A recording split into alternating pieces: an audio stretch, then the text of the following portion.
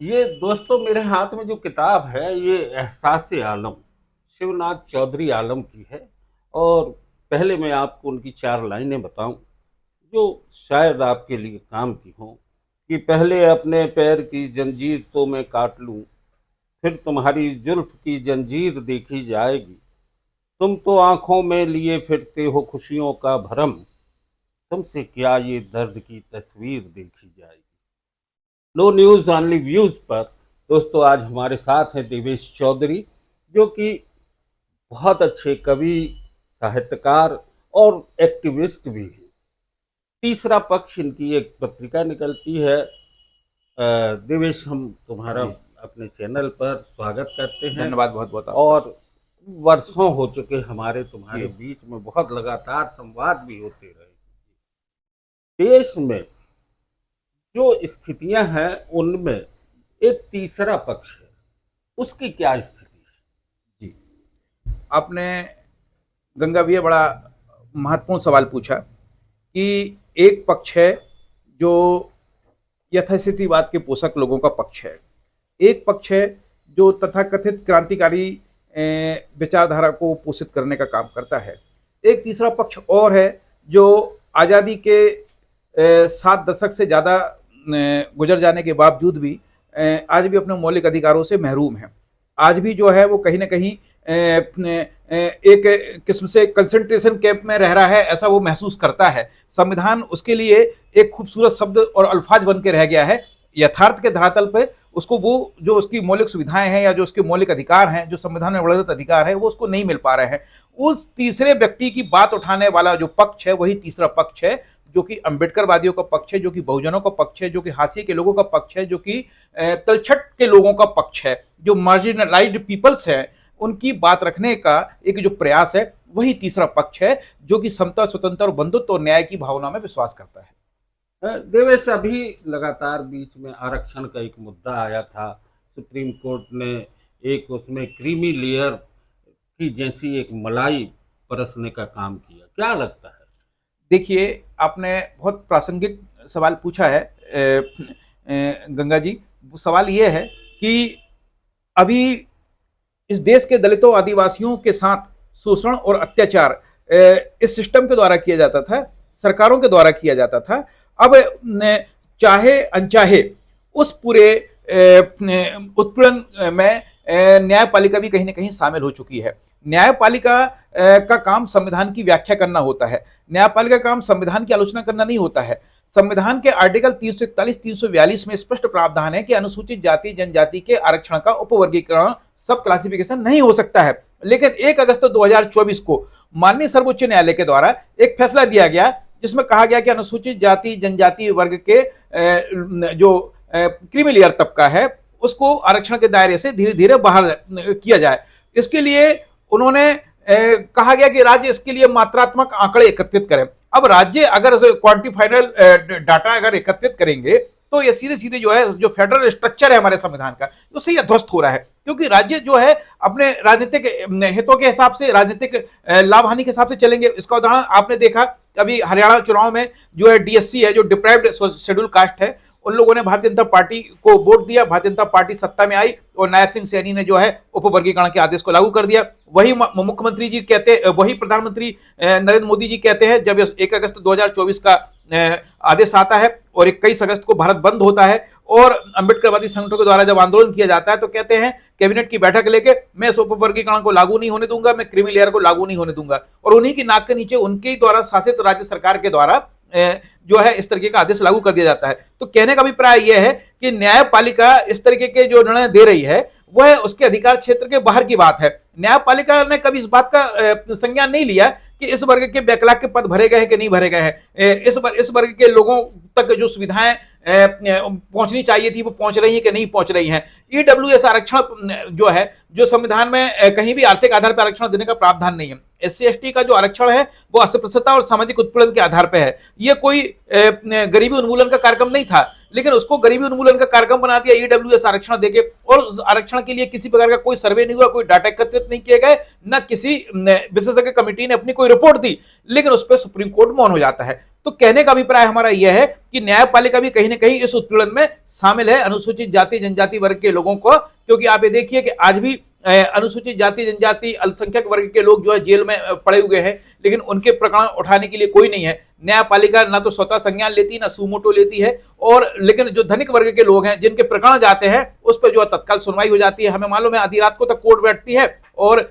इस तरीके के लोगों को जमानत भी मिल जाती है, और कुछ लोग 10-10 साल से जो है जेलों में सड़ रहे हैं, लेकिन सिर्फ इसलिए कि वो इस देश की अभिशप्त संतानें हैं। उनकी बात रखने का कोई मंच नहीं है, ना कोई फोरम है, और ना ही वो पेज 3 कल्चर की परिवेश से आते हैं। यही कारण है कि न्यायपालिका भी उस तरफ ध्यान नहीं देती है। तो कहीं ना कहीं इस छोर से उस छोर तक सभी सरी के जुर्म हैं, कोई या तो फरार है या कोई जमानत पर है। तो हम सिस्टम के साथ साथ न्यायपालिका को भी उतना ही दोषी मानते हैं जितना कि शासक वर्ग को हम दोषी मानते हैं। देवेश, ये तो बात सही है कि कहीं ना कहीं सभी लोग इस जुर्म में शामिल हैं, जो चुप बैठे हैं वो भी शामिल हैं, और जो हाथ उठा के इसको स्वीकार कर रहे हैं मेजें थपथपा के, वो भी इस जुर्म में शामिल हैं।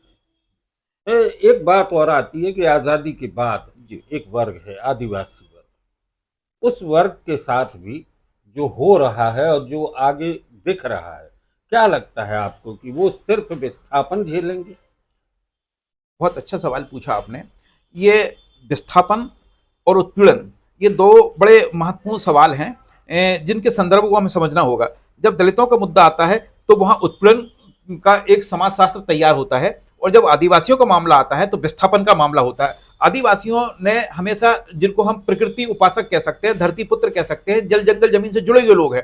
आज आप ये देखिए कि उनकी वन संपदा को, उनकी जल संपदा को, उनकी औषधि संपदा को, उनकी जमीनों से उनको उजाड़ा जा रहा है। आप अडानी को दिया जा रहा है, स्टारलाइट को दिया जा रहा है, और आप चाहे वो नियमगिरी की पहाड़ियां हो उड़ीसा की, चाहे वो झारखंड को देख लीजिए आप, है, चाहे वो आप दंडकारण्य क्षेत्र को देख लीजिए, आप बस्तर में देख लीजिए आप, है। ऑपरेशन ग्रीन हंट क्या था हम आप सब जानते हैं। ये सामूहिक कत्लेआम था आदिवासियों का। आदिवासी चाहते हैं कि हमें शांति से रहने दिया जाए, हमको हमारी प्रकृति के बीच में रहने दिया जाए। वो विकास की संधि दौड़ में, इस बाजारीकरण के दौर से बचना चाहते हैं। इस मार्केटिंग की दुनिया से उनका कोई लेना देना नहीं है, सरोकार नहीं है। लेकिन जो पूंजीपति लोग हैं, जो कारपोरेट ताकतें हैं, वो चाहती हैं कि इनकी जमीनें, इनकी कीमती जमीनें, इनकी उपजाऊ जमीनों को हम कैसे अपने लिए उपयोग कर सके, इसलिए उनको जो है हटाया जा रहा है। शांति से हटते हैं तो ठीक है, नहीं तो उनको प्रलोभन दिया जाता है। प्रलोभन में भी नहीं आते हैं तो उनको नक्सलाइट कह के,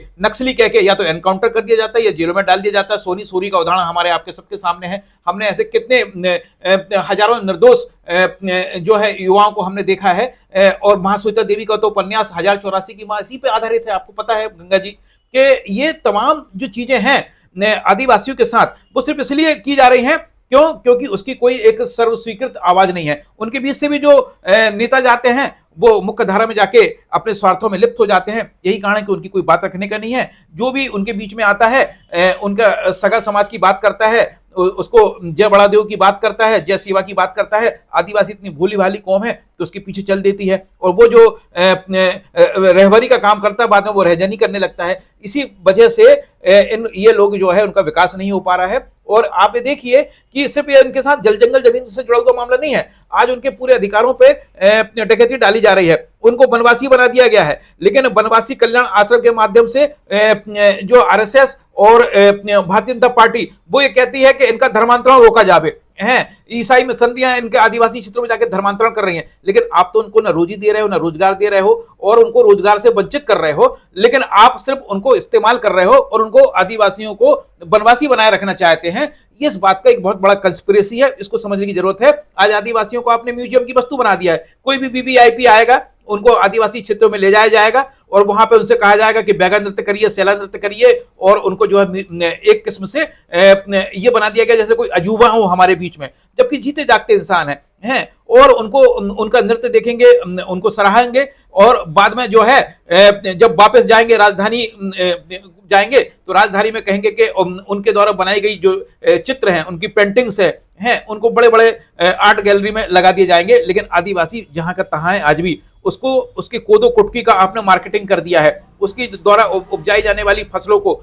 जो कि अचार चिरौंजी होती है, जो कि तेंदू होती है, उसका भी आपने बाजारीकरण कर दिया, उसको पैकेजिंग करके उसको महंगे दाम पे बेच रहे हैं। लेकिन उस आदिवासी को आज भी कुछ नहीं मिल रहा है, उसके श्रम का आप दोहन कर रहे हैं, उसको सही तरीके से रोजगार नहीं मिल रहा है। आपने जो है विशेष स्पेशल कंपोनेंट फंड बना के रखा हुआ है जनजाति वर्ग के लिए, लेकिन स्पेशल कंपोनेंट फंड का इस्तेमाल उनके लिए नहीं कर रहा है। अगर प्रधानमंत्री जी आएंगे तो उनकी बड़ी रैलियां होंगी, या कोई मुख्यमंत्री जी आएंगे तो उनके कार्यक्रम होंगे, तो उस फंड की राशि उनके कार्यक्रमों के लिए और उनके चुनावी फंड के लिए खर्च की जाती है। और वो आदिवासी आज भी जहां का तहां है, उसको तो समय पर छात्रवृत्ति मिल रही है, ना उसको नौकरी मिल रही है जो पढ़ा लिखा नौजवान है, और ना ही उसको जो है उसकी दक्षता और उसके कौशल के आधार पर उसको कोई रोजगार मिल रहा है। सिर्फ कुल मिला के भाषण चल रहा है और भाषण का उत्पादन हो रहा है। आज भी आदिवासी जहां का तहां है।